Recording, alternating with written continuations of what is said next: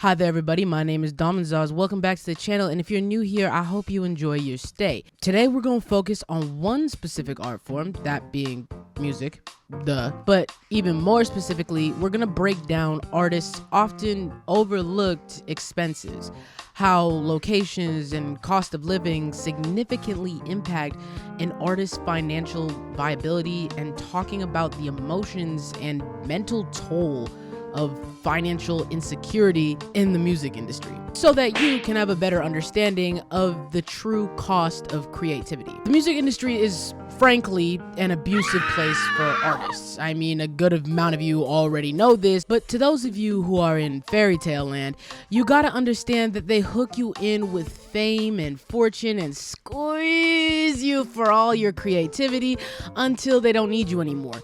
And they know they can get away with it because there is almost no alternate path for you to take, so that you can turn your passion into your job without having to sell your soul. You know what the number one job of somebody that sold their soul in Hollywood is? What? Is to act like it didn't happen.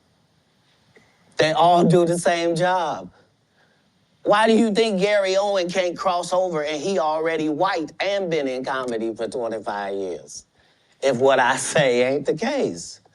Yes, there are artists who have found real success without a record label or the music industry holding them down, but I can tell you there is not many of them, and usually don't have access to the resources these big record labels have, and those resources can be extremely pricey, especially if you don't have the industry's backup. Let's take a look at Spotify. Spotify makes money two different ways: ads and subscriptions.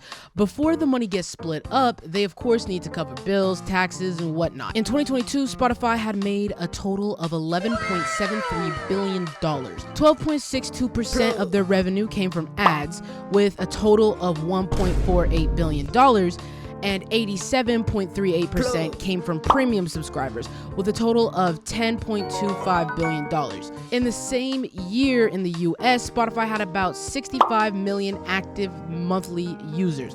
So how exactly does this money get split up? Darren Schmidt, a member of Spotify's legal team, describes this stream share as a pie. Imagine your pie was the total amount of streams across every artist in your country in a given month. For example, in 2022, Spotify had 65 million active users, and the average person listens to about 3,000 songs a year, or 270 different songs per month. So let's say that there was 17 billion streams in the month of June, and looking at how much they made that year, let's say the total amount of money that they made was 977.5 million. And let's also say that you got 10,000 streams on a song. That would be your percent of the pie, which would be 0.000058%. So from those 10,000 streams, you would make about $560, which, hey, from one song, that's pretty good. But is it really?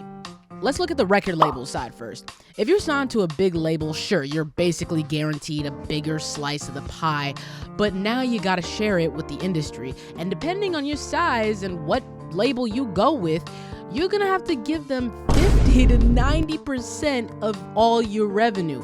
Considering you got 10,000 streams, that would probably be closer to the 50-50 split, leaving you with a whopping $280 left. But at least you have access to a bunch of resources like marketing, materials, software, studio, etc., unlike the independent artists. Let's go back a step real quick.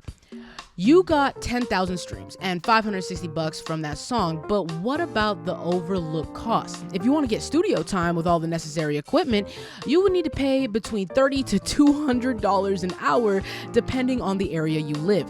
Or you could buy all the things you need yourself. First, you would need a DAW, which can cost you anywhere between $100 to $500. And you need a PC good enough that the DAW won't crash on you in the middle of a project, which could run you anywhere between $500 to $900. Oh, and don't forget, you're gonna want a good mic, which could be anywhere from $100 to $200. An audio interface, which could be anywhere between $40 and $80. A good pair of headphones to be able to mix your music properly, which could cost you over $100. Yes, there are cheaper or even free alternatives for things I mentioned, mention, but your music won't be the same level of quality as the people farther ahead of you, putting you at a huge disadvantage. Not to mention, you are fighting against thousands of people who are trying to do the same thing as you. Sure, you don't have anyone taking money from you, but you're also completely on your own. Not to mention marketing. You gotta get your shit out there. You gotta manage Instagram at the very least, but if you really wanna be heard, you gotta be on Instagram, TikTok, and God forbid, Twitter. Oh, was that Elon? You said I can pay a monthly fee to have a blue check mark next to my name? Oh my God, now everyone will know I'm legit. Don't forget your own bills, like rent, and once again, God forbid, health insurance. That alone can vary anywhere you live. Atlanta, 1-bedroom apartments average about $1,850 a month. Chicago, $1,500 to $3,000. New York is almost $4K, and Seattle's about $2K. Man, that $560 a month doesn't really cover that much in the grand scheme of things, huh? And of course, all of these things vary from your personal circumstances. You know, you can have friends who have extra licenses they can give you to like Ableton or FL or something like that. People who you can go over to their house, make music with them, make a little group with yourselves, you know, be a little inner circle of your own little label that you can make, you know, something like that. When it comes to things like hip hop and underground rap and whatnot, there is a huge thing about having hella money. Big house, cool car, blah, blah, blah, blah, blah. So if you want to try and catch up to that lifestyle money-wise on your own, I wish you the best of luck, soldier, but be careful. I'm just saying, look where having a lot of money and power got some people. I hope having watched this video gave you a bit of more appreciation for the artists that you have been listening to. Yeah, so that's it for this video for today, but I've been Domin.zoz. Don't forget to eat your vegetables. Support small artists. Here, you know what? Actually, real quick, we're gonna shout out some artists that I know. Of course, LaufunkBoss, Dingotop, Jack Frost, Latios, Noah, all of ISO NFC, King Doma. Who else? I mean, Chips too. Those are I think my favorite independent artists. They're pretty good. You should give them a listen. And go watch my other videos. Okay, bye.